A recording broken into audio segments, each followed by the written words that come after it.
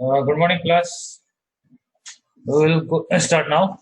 So the topic for today is endometrial carcinoma. Though it has been mentioned gestational trophoblastic disease in your curriculum, but I am going to take on topic endometrial carcinoma.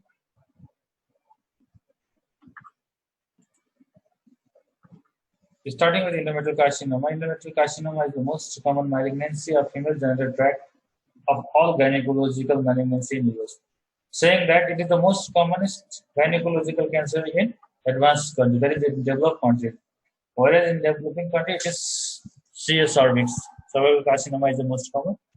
Lifetime incidence is 2 to 3% of women develop endometrial carcinoma in their life. In 100 of lady, 2 to 3 of lady will develop endometrial carcinoma.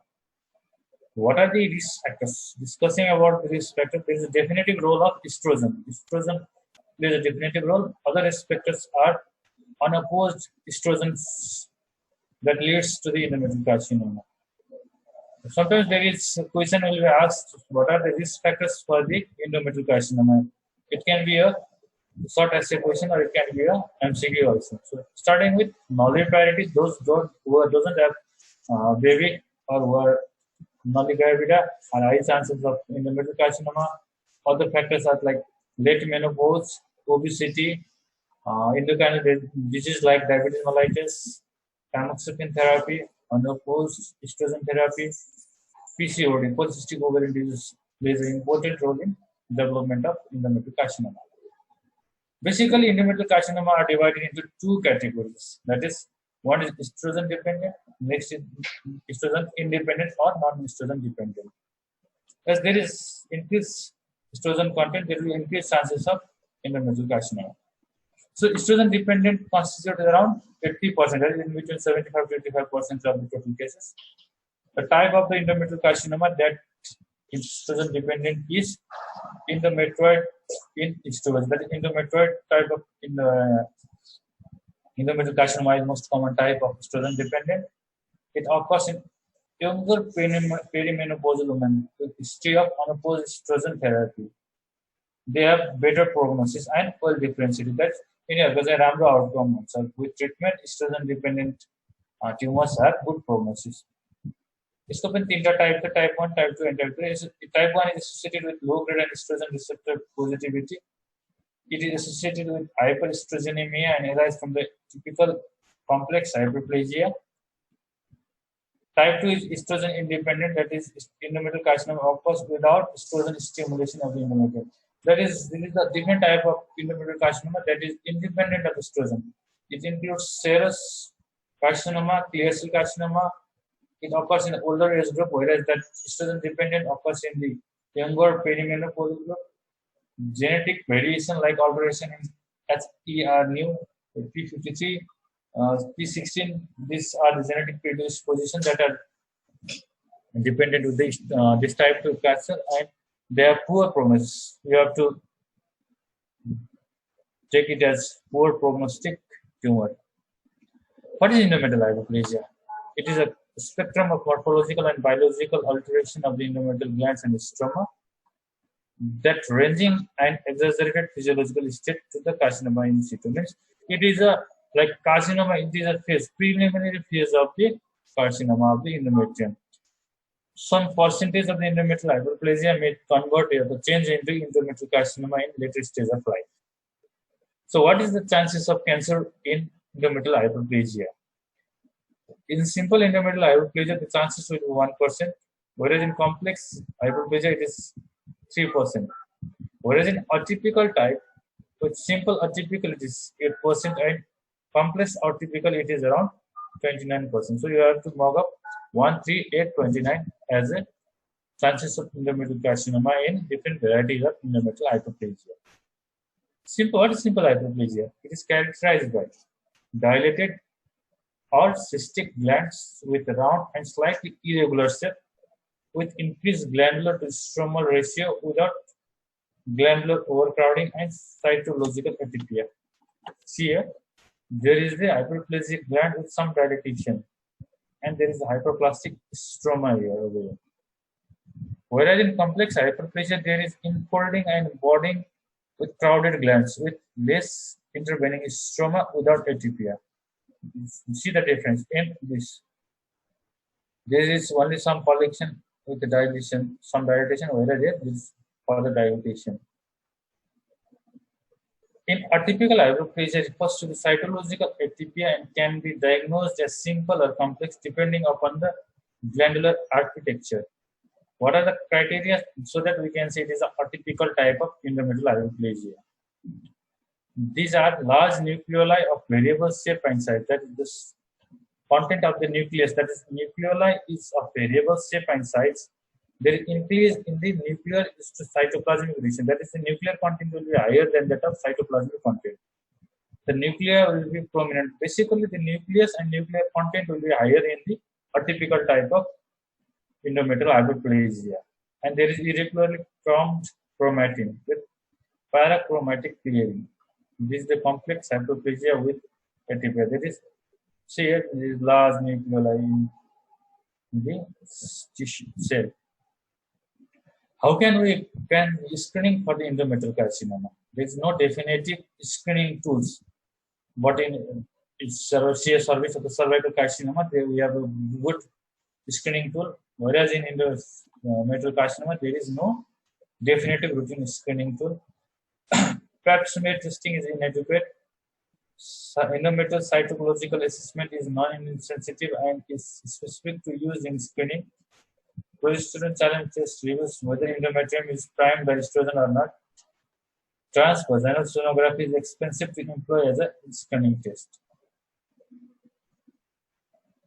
The screening of endometrial carcinoma for high-risk women, that is, receiving estrogen therapy in postmenopausal state without progesterone, and families with Lynch syndrome or women taking with tamoxifen therapy, have no benefits from routine screening with TBS or endometrial biopsy. Basically, these ladies are high chances of endometrial carcinoma. They don't have any screening modalities. What are the common causes of postmenopausal bleeding? Many times we will be asked the question, right short modern postmenopausal bleeding. So the most common cause of postmenopausal bleeding is endometrial atrophy. You might be confused that most common cause of postmenopausal bleeding might be carcinoma. Only 10% of the chances of endometrial carcinoma is there in postmenopausal bleeding. The most commonest cause is the endometrial atrophy, followed by estrogen replacement therapy, endometrial polyp, hyperplasia.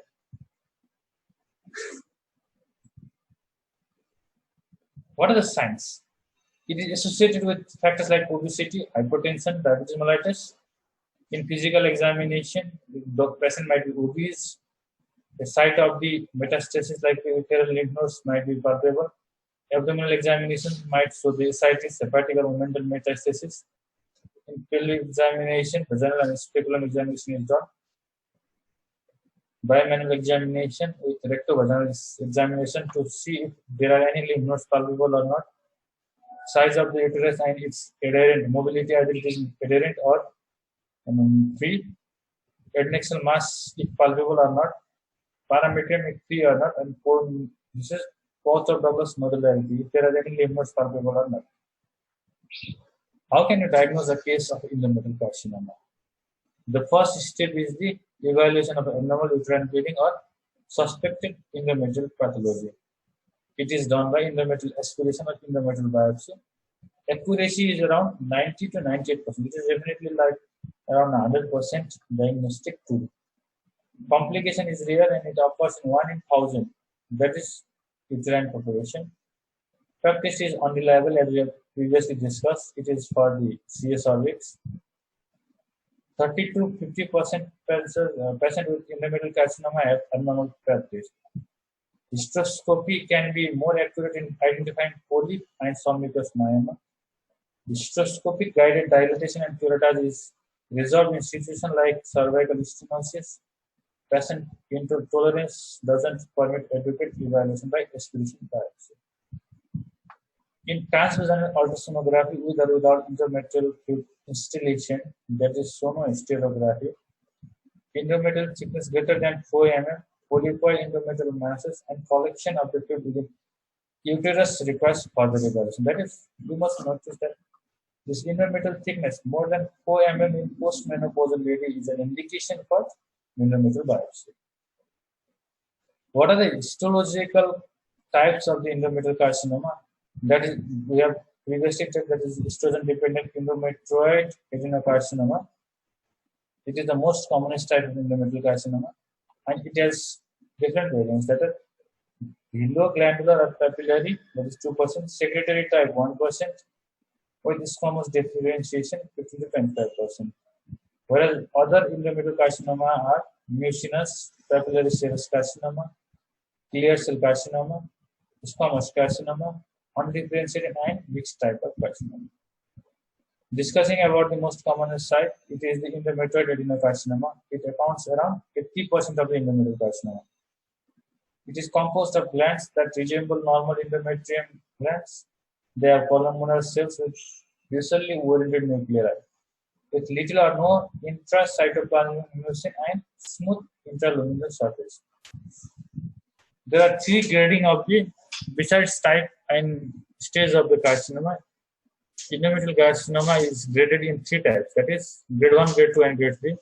In grade 1, less than 5% solid growth pattern is seen, whereas in grade 2, 6 to 50% solid growth pattern, whereas in grade 3, more than 50% is solid growth pattern. In mucinous carcinoma, there are cells with intracytoplasmic mucin, should be differentiated from endocervical carcinoma, and it has positive immunochemical staining with vermintine, suggestive endometrial origin. Papillary serous carcinoma has poor prognosis. It behaves more aggressively than endometrioid and has propensity to spread abdominally. It is a highly metastatic type of carcinoma with poor prognosis. Clear cell carcinoma, it is also less than 5% and have atypical nuclei with abundant clear or eosinophilic cytoplasm. Just remember the name of the carcinoma and which has good prognosis and which has bad prognosis. How can we proceed further? Further, we have to do the pre-treatment evaluation. We have to take complete history and physical examination, check X-ray to rule out the pulmonary or lung metastasis, ECG, complete blood count, renal function test, kidney function test, and USC and MRI to see the invasion, how invasive is the lesion, and to see the lymph node involvement or not. CA-125 is usually evaluated in 80% of the cancer with metastasis. This is the FIGO staging which you have to mop up annually. In stage 1, the tumor is confined to the uterus corpus. Stage 2, it invades the cervical stomach but doesn't extend beyond the uterus. In stage 3, it has local or regional spread of the tumor up to vagina and with para-aortic and pelvic lymph nodes. And in stage 4, it involves bladder and bowel mucosa. So there are different subheadings in stage 1, stage 2, stage 3, and stage 4. You have to go through the book and you have to mop up this staging. What are the prognostic variables or what are the prognostic tools for the endometrial carcinoma? One is the age. The chances of 5-year survival in older than 70 years is 60%, whereas in younger than 50 years it is around 92%. So younger the age, better is the prognosis. It increases with the older age. Histological type, as we have discussed earlier, non-endometrioid type account for 10% with increased recurrence and disease spread. And that is, endometrioid type of cancer has good prognosis, whereas non-endometrioid type like serous, mucinous has bad prognosis. Histological grade like grade 3 has 5 times more risk of recurrence than grade 1 and grade 2. Next is the tumor size. Size greater than 2 cm has more chances of lymph node involvement than that of less than 2 cm. Estrogen receptor and progesterone receptor positivity have good prognosis.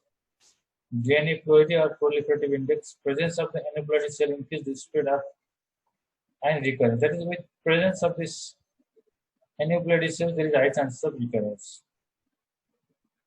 Another is the myometrial invasion. With increase in the myometrial invasion, there is high chances of recurrence and spread.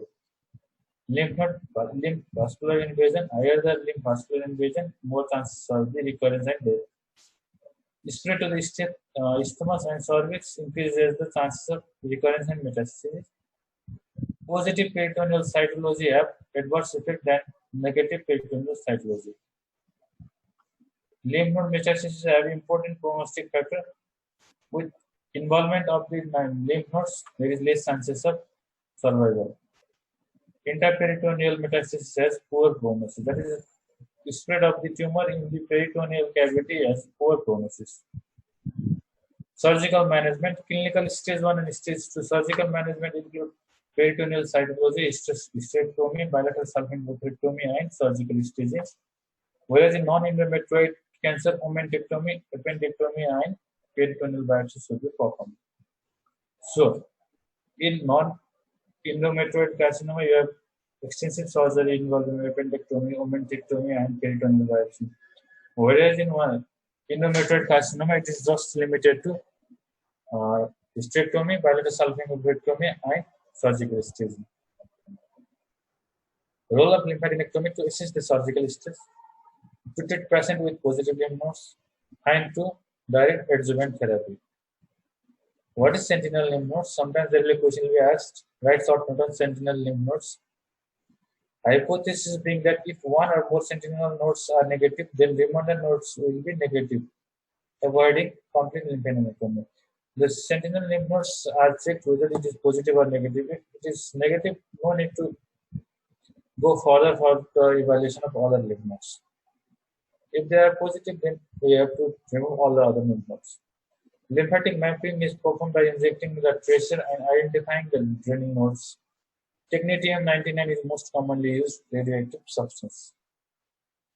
The role of vaginal hysterectomy is in extremely obese and poor medical status is considered. It is suitable for those patients with low risk of uterine spread, but it is less commonly performed. Role of radical hysterectomy should not be performed in early stage endometrioid carcinoma. It doesn't improve survival, rather increase operative and post-operative morbidity.